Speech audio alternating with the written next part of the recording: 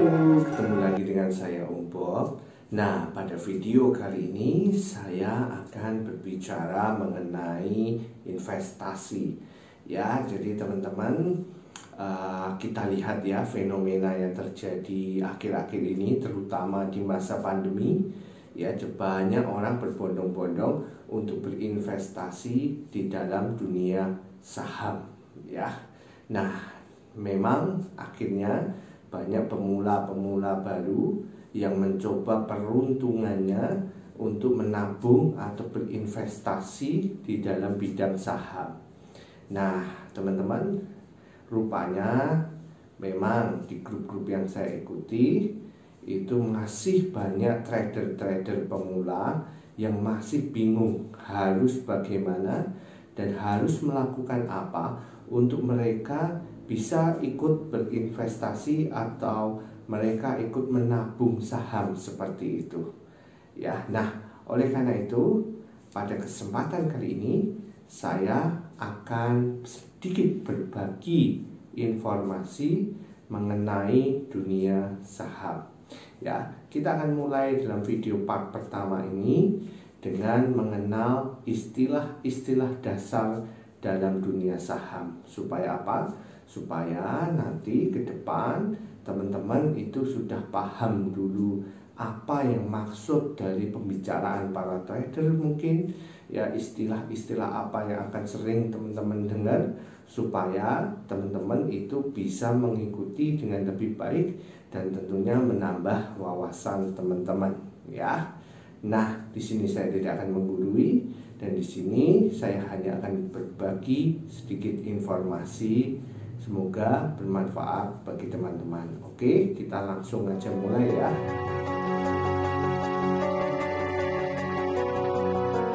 Oke, berikut adalah istilah di pasar saham yang wajib untuk kita pahami artinya. Ingat ya teman-teman, satu pesan saya, karena invest di saham itu bukan modal nekat.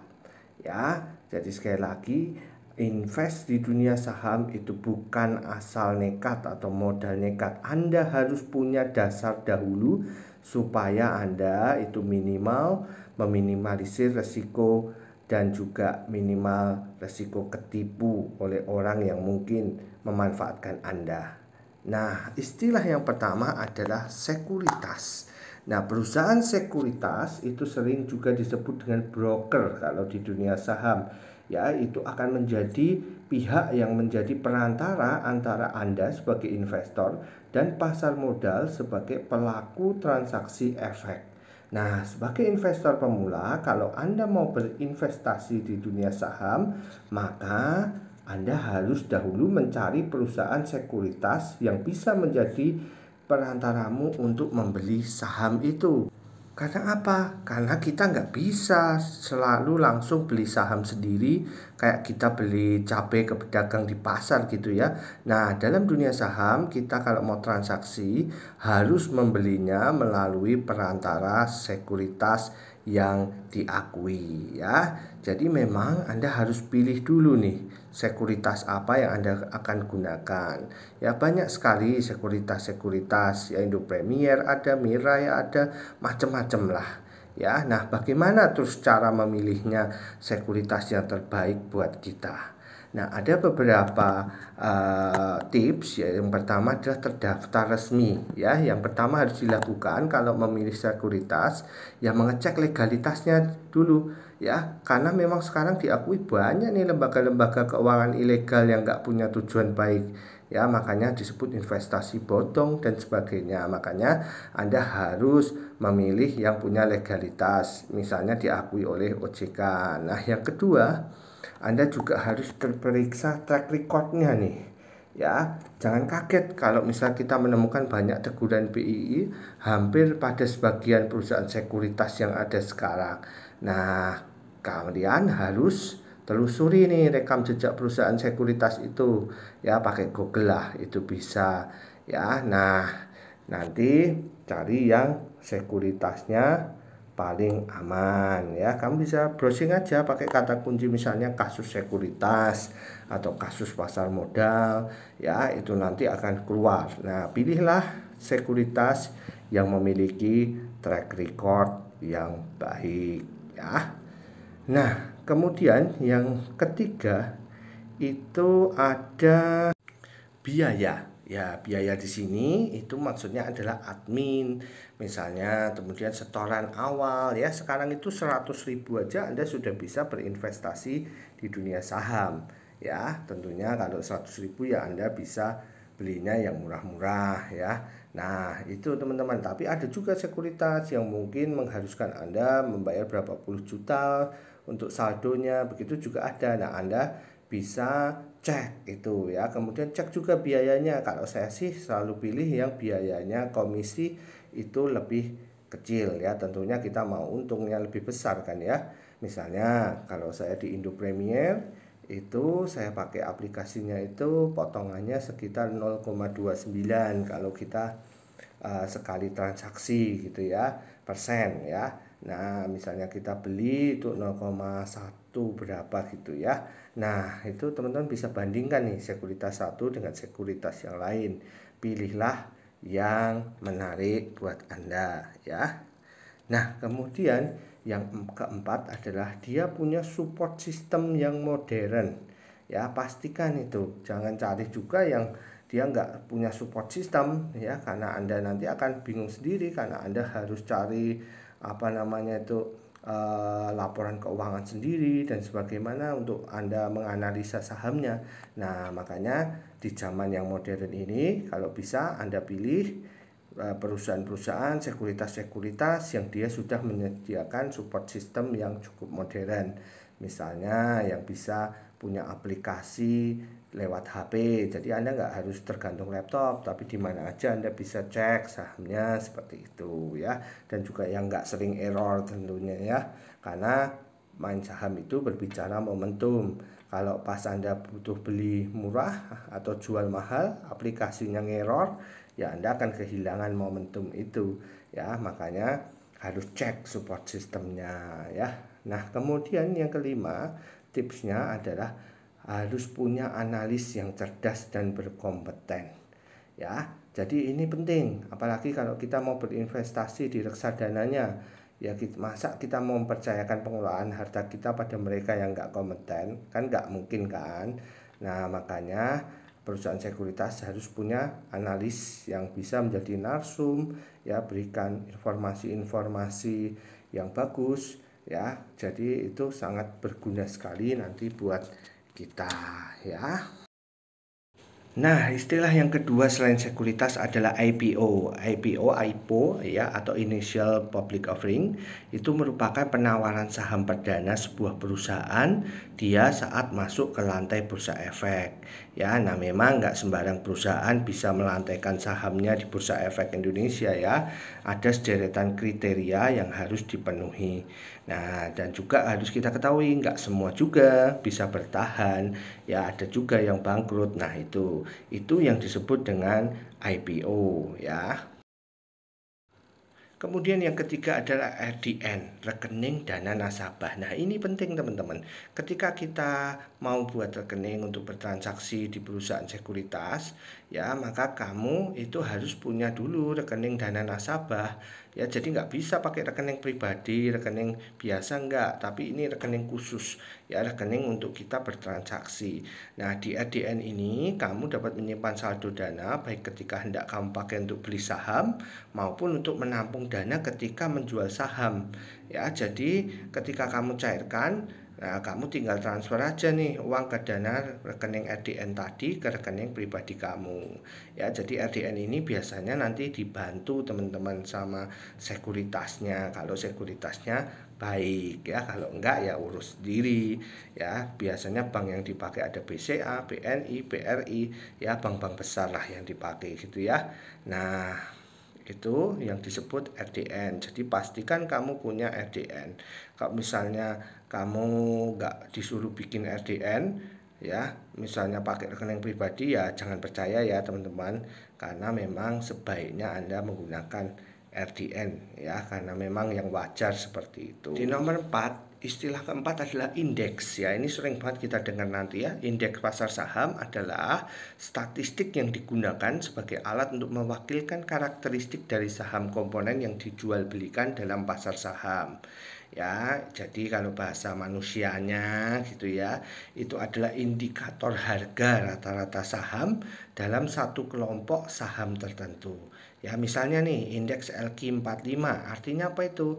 Yaitu adalah indeks harga saham rata-rata dari 45 saham perusahaan dengan likuiditas yang tinggi, kapitalisasi pasar besar, dan dengan fundamental perusahaan yang dinilai terbaik di lantai bursa efek ya. Biasanya itu nanti up to date teman-teman, biasanya sebulan sekali LQ45 ada yang keluar ada yang masuk. Nah itu harus kita amati ya, itu bisa jadi patokan buat kita ya. Nah, indeks tadi itu nanti kalau di Indonesia itu ada juga IHSG ya, itu adalah indeks saham harga gabungan. Jadi teman-teman bisa lihat dari kepanjangannya ya. Istilah pasar saham ini berarti adalah harga rata-rata semua saham yang didagangkan di lantai Bursa Efek Indonesia. Ya, jadi bukan cuma 45 saham terbaik aja, tapi ini keseluruhan perdagangannya. Itu yang disebut dengan IHSG. Nah, kemudian ada yang disebut juga sebagai saham blue chip. Apa itu? Ya, nah ini memang sebenarnya istilah pasar saham yang nggak resmi ya namanya ini. Karena memang itu beredar di kalangan-kalangan trader aja ya. Nah, saham blue chip itu biasanya sebutan untuk saham-saham perusahaan besar, mapan, dengan harga saham yang relatif lebih stabil. Jadi nggak fluktuatif banget gitu ya. Nah, perusahaan-perusahaan blue chip itu biasanya merupakan leader di sektornya. Ya, sehingga memang dengan beli sahamnya kita bisa mengharapkan imbal dalam jangka panjang ya. Misalnya kayak apa nih? Saham Indofood ya, kemudian saham UNTR ya, kemudian saham apalagi misalnya blue chip BCA, BRI ya, BNI ya, itu saham-saham blue chip. Telkom seperti itu ya, itu bisa dikatakan saham-saham blue chip karena mereka memang dianggap lebih mapan dan juga harganya itu nggak fluktuatif banget ya. Nah, buat pemula itu memang disarankan untuk meminimalisir resiko, itu Anda sebaiknya masuk dulu, latihan dulu melalui saham blue chip ini. Sehingga Anda sambil belajar, itu Anda bisa sambil menyesuaikan diri seperti itu. Jadi nggak kaget kalau misalnya ada kerugian atau untung, itu teman-teman nggak kaget. Istilahnya lebih aman ya saham blue chip ini dibanding saham satunya. Apa itu? Yaitu saham gorengan ya. Nah, ini bukan gorengan tempe goreng teman-teman ya, tapi memang ini istilah untuk menyebut saham yang biasanya harganya itu dipermainkan oleh para bandar gitu ya, yang punya kepentingan tentunya. Nah, biasanya saham-saham ini itu punya kapitalisasinya kecil tapi pergerakannya itu tiba-tiba bisa melejit berapa puluh persen bahkan ratusan persen, kemudian bisa juga turunnya sama, juga bisa turunnya sampai down, sampai amblek gitu juga bisa ya. Jadi memang ini saham yang fluktuatif sekali, dan saham ini itu sangat cocoknya buat tiktokan istilahnya seperti itu ya, atau buat swing trade ya, trade cepat ya. Jadi bukan buat investasi kalau yang saham-saham gorengan ini ya. Makanya kalau teman-teman yang masih pemula tentunya tidak disarankan main di gorengan ini ya, karena akan sangat berfluktuatif. Tapi pilihlah saham-saham yang sifatnya yang dia tergolong dalam blue chip ya, itu dari segi resiko dia lebih kecil dan juga lebih aman ya. Nah, selanjutnya ada yang disebut sebagai imbal nih. Imbal itu bahasa kerennya cuan ya. Jadi keuntungan yang bisa kita dapatkan dari berinvestasi, termasuk investasi di saham. Ya, di sini ada dua macam nih keuntungan yang bisa kita peroleh. Yang pertama adalah capital gain. Ya, ini istilah pasar saham yang dipakai untuk menyebut laba atau keuntungan yang kita peroleh dari selisih harga penjualan yang lebih tinggi dari harga beli, ya, seperti orang dagang lah ya. Jadi ada selisih harga labanya itu ya. Jadi misal kita beli saham ABCD nih 1000 per lot, kemudian kita bisa jual di harga 1500 per lot, ya, kita berarti mendapat capital gain atau laba itu 500 per lot. Nah, tinggal teman-teman jumlahkan aja berapa lot yang kita punya dan berhasil kita jual. Nah, yang kedua adalah dividen. Ya, dividen itu merupakan pembagian keuntungan oleh perusahaan yang sahamnya kita pegang dalam 1 tahun. Ya, nah dividen ini itu dibagikan ke seluruh pemegang saham berdasarkan banyaknya saham yang kita miliki. Nah, biasanya itu nanti sesuai keputusan RUPS ya. Jadi kita punya sahamnya nih, ya, misalnya saya punya saham misalnya BBCA 1000 lot. Nah, itu kita masuk hitungan nanti saat mereka membagikan dividen dan kita masih pegang 1000 lot itu, atau misal tinggal 500 lot gitu, ya kita dapat sesuai yang kita pegang. Tergantung nilainya dari berapa per lembar saham yang mereka berikan dividen. Misalnya dikasih 100 rupiah per lembar, ya tinggal kita kalikan dengan jumlah lembar saham yang kita punya. Ya, itu teman-teman. Jadi dividen ini istilahnya passive income lah ya. Ya, kita mendapat keuntungan dari memiliki suatu perusahaan seperti itu ya. Nah, setelah bicara mengenai keuntungan, sekarang kita bicara tentang kerugian nih. Ada yang namanya capital loss. Ya, capital loss artinya jadi kebalikannya sih dari capital gain, yaitu kerugian ya. Ingat, di saham itu tidak menjanjikan 100% kita akan untung ya. Jadi ada resikonya, makanya disebut sebagai high risk ya, high profit ya. Jadi memang resikonya juga tinggi teman-teman. Anda harus siap dulu sebelum memutuskan untuk bermain di dunia saham ya.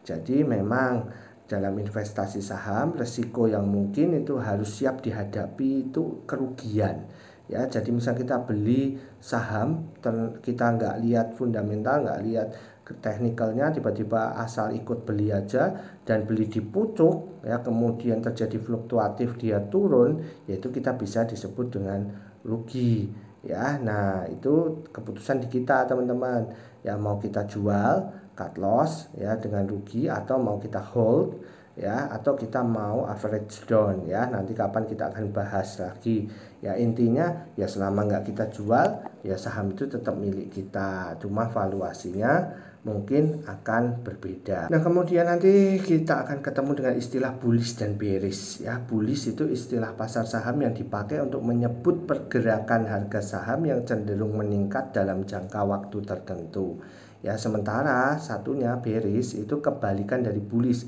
pergerakan harga saham yang cenderung menurun nih. Jadi yang satu tadi meningkat, yang satu menurun. Nah, kita bisa lihat ya, misalnya di kondisi masa pandemi kemarin, ya harga saham di Bursa Efek itu terkoreksi menurun selama beberapa hari berturut-turut. Misalnya saham karya ya, misalnya Wika itu bisa sampai 600 rupiah, 700 rupiah ya. Nah, kalau dulu beli, sekarang panen teman-teman, karena sudah di 1900-an ya. Nah, makanya seperti itu. Ini adalah indikator bullish dan bearish. Itu nanti jadi teman-teman nggak bingung saat ketemu istilah ini ya.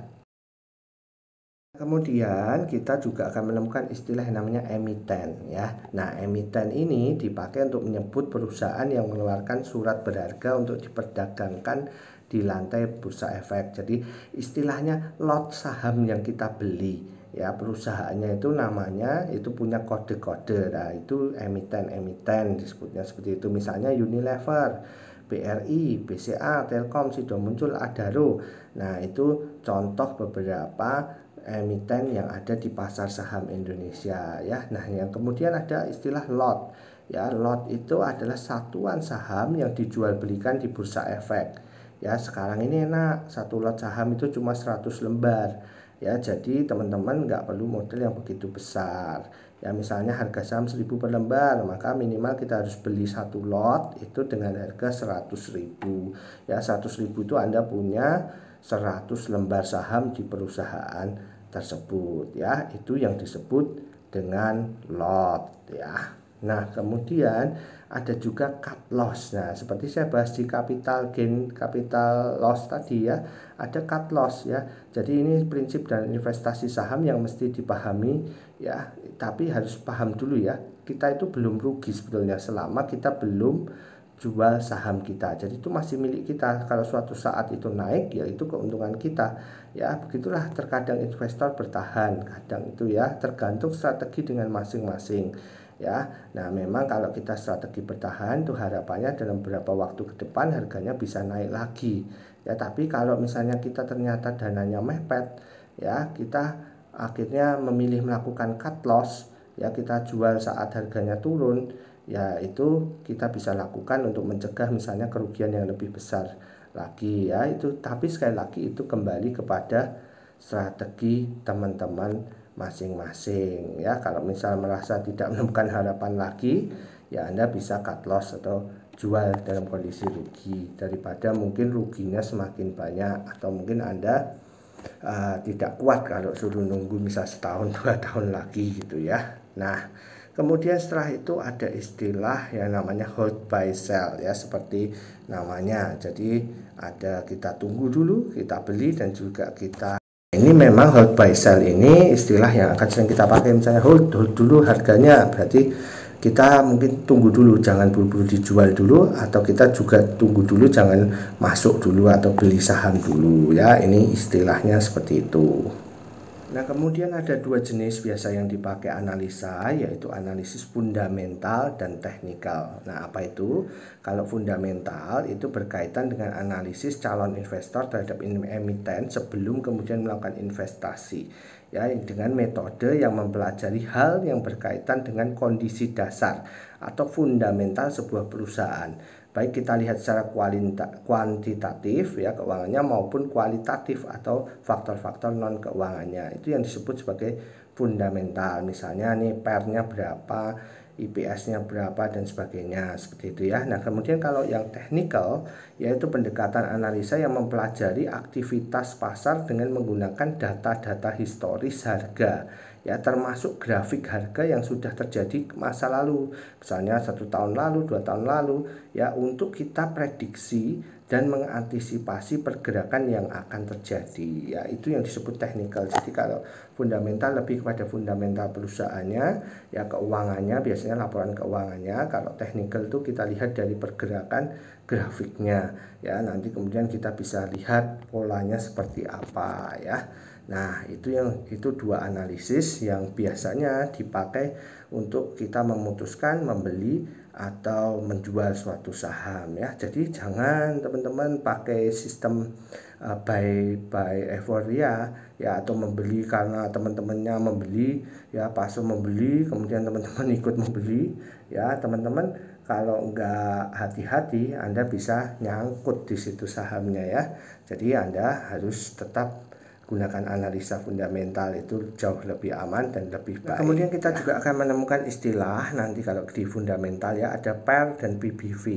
Ya, ini biasanya dua dasar yang digunakan kita untuk menentukan sekaligus valuasi saham itu murah atau sudah mahal harganya, seperti itu ya. Jadi kita nggak salah masuk nanti, tapi ini hanya salah satu faktor ya. Kita harus melihat faktor-faktor yang lain ya. Apa itu?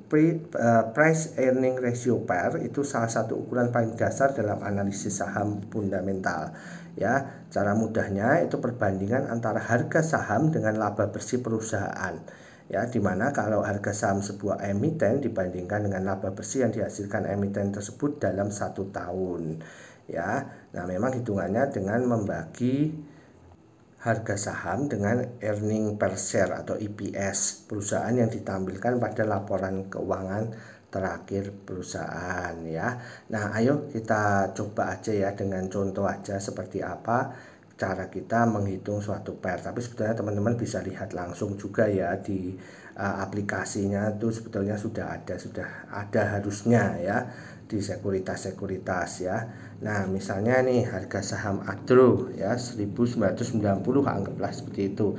Nah, IPS Adro pada laporan keuangan Q10-nya dilaporkan 26,9 per saham misalnya gitu ya. Nah, Jadi kita karena itu dalam kuartal 3 bulan, IPS-nya kita anualiskan dulu dalam setahun ya, berarti dikalikan 4 ya.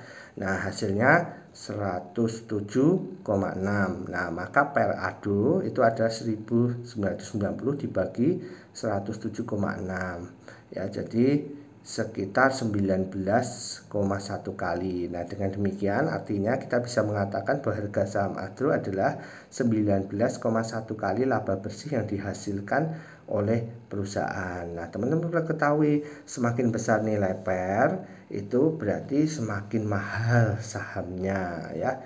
Nah, memang katakanlah harga saham 1000, sementara saham Y itu 500. Nah, kelihatannya memang murah saham Y ya dibanding saham X. Tapi kalau PER dari saham X hanya 10 kali, sementara PER dari saham Y mencapai 20 kali, maka jelas bahwa secara fundamental saham X yang kelihatannya harganya 1000 tadi, itu valuasinya lebih murah 2 kali lipat dibanding saham Y. Nah, kalau seperti ini, sebaiknya teman-teman masuknya itu yang saham X, bukan saham Y. Jadi nilai sahamnya itu berapa rupiah yang kita beli itu tidak menentukan, tapi kita lebih lihatnya nanti kepada nilai PER-nya ya, itu yang dijadikan patokan teman-teman ya.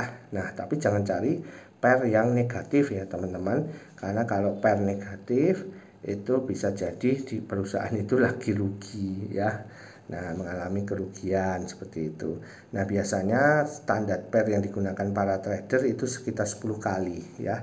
Tapi teman-teman harus bandingkan juga ya nanti dengan perusahaan sejenis yang bergerak di bidang sama. Jadi misalnya seperti contoh ini tadi, kita bandingkan perusahaan X dengan perusahaan Y ya. Jadi kita tahu valuasinya seperti apa. Nah, kemudian istilah satunya lagi adalah PBV ya. Nah, PBV ini pada dasarnya sama ya, sama PER, tapi bedanya kalau PER itu berfokus pada laba bersih yang dihasilkan perusahaan. Nah, PBV fokusnya pada nilai ekuitas perusahaannya ya. Jadi bermaknanya harga saham dibanding nilai ekuitas. Nah, cara menghitungnya dengan membagi harga saham dengan book value-nya ya, di mana BV dihasilkan dari ekuitas dibagi rata-rata jumlah saham beredar. Ya, jadi konsepnya samalah sama PER tadi ya. Nah, semakin tinggi nilai BBV, maka semakin mahal harga sahamnya. Nah, bisa dikatakan murah itu kalau misalnya di bawah 1 ya. Jadi saham-saham yang masih BBV-nya di bawah 1 itu bisa kita bilang itu murah ya, selama PER-nya nggak negatif ya. Seperti itu teman-teman untuk BBV. Nah, itu tadi sedikit istilah-istilah yang bisa teman-teman pahami terlebih dahulu sebelum teman-teman memasuki dunia saham. Oke, di video selanjutnya saya akan bahas beberapa tips untuk para trader pemula. Ya, kita sama-sama belajar, dan mohon maaf bila ada salah kata dan kurang sempurnanya video ini. Semoga manfaatnya itu bisa bermanfaat bagi teman-teman. Oke, terima kasih dan sampai ketemu lagi. Salam saya dari Om Bob.